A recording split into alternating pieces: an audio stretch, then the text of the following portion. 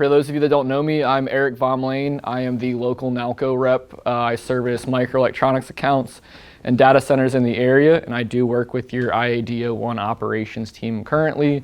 And I work with the Southland team out here at IAD-02 and 3 to get the NOC set up out here. So we're just going to run through a few slides real quick, just basic functionality of the NOC, pretty similar to what we have over at IAD-01 with a few, I would call, improvements over what we've got out there. So for the agenda, we got a quick safety share since we are dealing with hazardous chemicals in the water treatment building.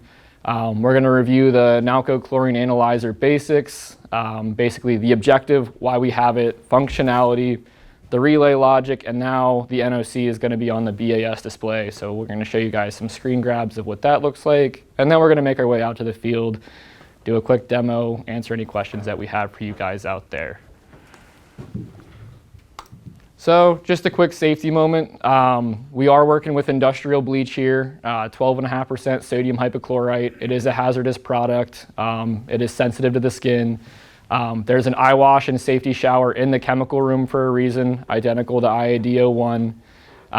As we learned about 2 weeks ago, or a month ago, our tanks are fully contained. So if there is any kind of leak on the tank, all that product will spill back into the containment. In the case of any spills, leaks, or drips, please contact NALCO. I will be your point of contact. My number's up there. The operations team and Ed and Reza have my contact info. So please, if you do see any kind of drips, just have the operations team contact me and we'll come out and get it addressed. Just safety moment. So the chlorine pump, which you can see here in the bottom left of the picture, that is going to be pressurized bleach going into that recirculation line. For whatever reason, if that pump is on and leaking, there's a few different ways to isolate that pump. The pump is plugged into the wall, so you can physically remove the plug from the wall. You can put the controller into manual and turn the controller off. And if it's not safe to do so from that room, there are breakers in a separate room where you can go isolate the pump from there. So we don't want anyone getting exposed to bleach. We haven't had any kind of serious leaks like that, just a drip on the injection side. And then we had a fitting in the actual tank crack about a month ago at IAD-01. But again, just for awareness on dealing with these hazardous products.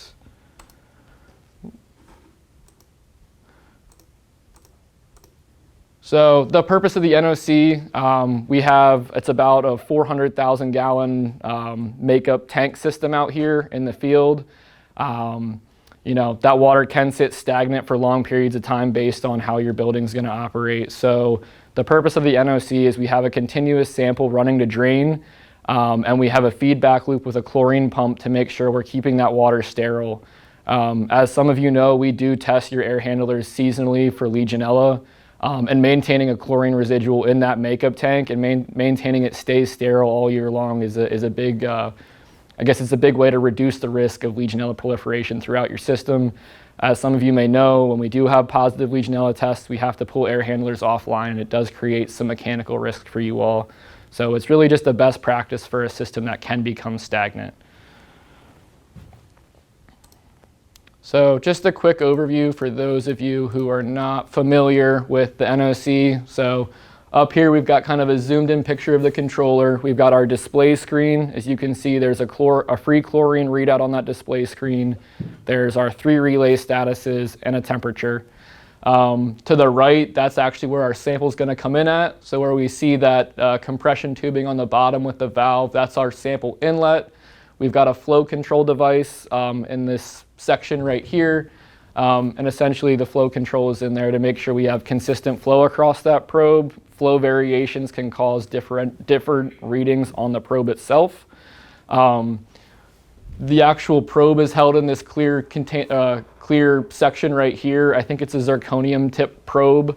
There's a self-cleaning feature on that probe as well. The nice thing about having that section be clear there is we can see if it's getting fouled up. We can pull the probe out easily from the top and clean it out.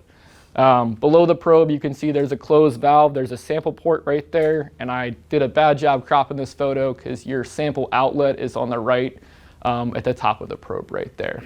So pretty simple setup that we've got. So functionality, how does the NOC work? So there's two relays that we have in the controller. So relay 1 is going to be tied to our chemical pump, and relay 2 is going to initiate the recirculation mode on the system. And so the two relays, you have the functionality to program them with independent set points, but for what we're trying to accomplish with the NOC, we want those relays to work together, right? So relay 1 is always going to be programmed to the same set points as relay 2. So right now we have it set as a 0.75 ppm free chlorine residual at a ±1 band. Now, as you can see in the screenshot here, we actually have a higher chlorine level in the tank, and that's because your city water coming in the winter is going to have more chlorine than in the summer. Once that water heats up, your chlorine is going to start gassing off of that tank, and then we see a lot more chlorine usage over the summer. So one of the things that's a little bit different about IAD 2 versus IAD 1, like I already said, we have an interlock, which is basically a flow indicator on that recirculation line. And that interlock, or that flow switch, is tied in to the chlorine chemical pump. So essentially, if relay 2 or the recirculation valves aren't functioning properly, that chemical pump won't come on until that flow indicator sees flow. We're working on getting that put in at IAD 1, but that was kind of an after the fact. So we made sure in startup with Southland, we got that, squared away. We also have I forget if it's a voltage switch or an amp switch, but there's actually a signal that goes from that relay 1 to the BAS that's not just relay status, it's actually, is that circuit live or not? And that kind of helps troubleshoot from the BAS if that pump's running or not. Relay 2, so IAD 1, there is a time clock that initiates the, the recirculation mode on a time basis. That's a manual time clock. At IAD 2 and 3, it's actually a BAS signal that's sent out. And then our relay 2 also sends a signal directly to the BAS. It's not to the valves. So essentially what would happen is when we go below our chlorine set point, both relays 1 and 2 are going to be initiated. So relay 1 controls our pump. The pump will not come on until relay 2 opens the recirculation valves and we see flow, and then the chlorine pump can come on. So they do work together with each other. And then lastly, we have an injection, it's a Kynar injection quill that goes into the 4-inch return header, and that's going back to the tank, and we'll get to look at that. It's the exact same injection quill that we have at IAD 1. So moving on. So again, relay logic, like I mentioned, relay 1 and relay 2 have to be programmed together.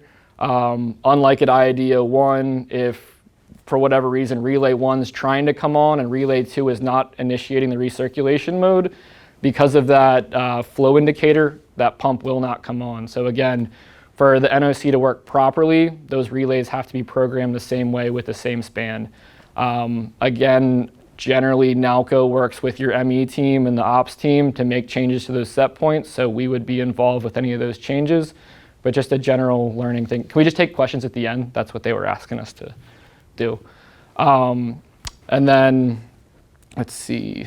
Again, so the signal for the timed recirculation is going to come, it's programmed from the BAS. We got confirmation from ALC that they have that initiated. It's going to be 5 a.m. and 5 p.m. for a half an hour. So unlike the time clock at 1, it's in the BAS, and that is changeable. And then lastly, so the bottom right corner, this is a touch screen. This auto button down here, we changed the interface on the NOC, so we can put the controller into manual, makes it a little bit easier to troubleshoot, so we can manually initiate those relays. So all we'd have to do here is hit the button. You'd go from auto to hand, and then you can initiate those relays 1 and 2. And that's kind of how we can verify that pump's not coming on its own. If we think we're having issues with valves or anything else we need to troubleshoot, we can work through those problems a little bit easier than we have been able to in the past. So NALCO PMs. So NALCO, we come out monthly. We check to make sure our chlorine analyzer is calibrated properly. We have a filter on the inlet side of the NOC, and that just kind of helps keep our tubing and our probe clean, just to maintain that we have a solid calibration. NALCO is also going to be the vendor that's responsible for making chemical deliveries into that tank. I'm the individual that places those, and we work with your operations team to make sure our driver's got a DCAT in when he's coming out to do those deliveries. For a ballpark, IAD 01 consumed about 65 gallons of 7340 over last summer. You know, like it says up there, quarterly or as needed pre-filter changes, and then again, annually, we're going to change the probes and the tubing for that system. So here we have a screen grab. I know it's pretty hard to see. I think Southland's working on getting someone from ALC to be out in the field with us so you all can get an up-close view of the BAS screenshot. So if we're going to look up here, it's the, I guess, kind of this upper right side where it says chlorine analyzer CH concentration. So that's going to be the readout from the controller. There's chlorine analyzer pump status. Again, that's not relay 1 status. That is that circuit energized? So is that pump actually on? And then we have an alarm in there as well. So if we're outside of our set point control, there's an alarm feature that should come off. And then, so this setup right now, the tanks are not recirculating. So relay 2 is not engaged, and the time, I guess the timed recirculation is not engaged. So we have a screen grab of when that is engaged. And if you look at the upper right-hand corner, it says NALCO recirculation control. So when it says NALCO recirculation control, that means the NOC is basically dosing the system and manually or automatically recirculating the tanks for you. So you'll know when that recirculation mode is occurring. You'll know your chlorine ppm. You'll know your pump status, and you'll have visibility over that because that building is not, as you all know, the water treatment building is not very close to the FOC. So have a little bit more visibility over that than we have at IAD 01.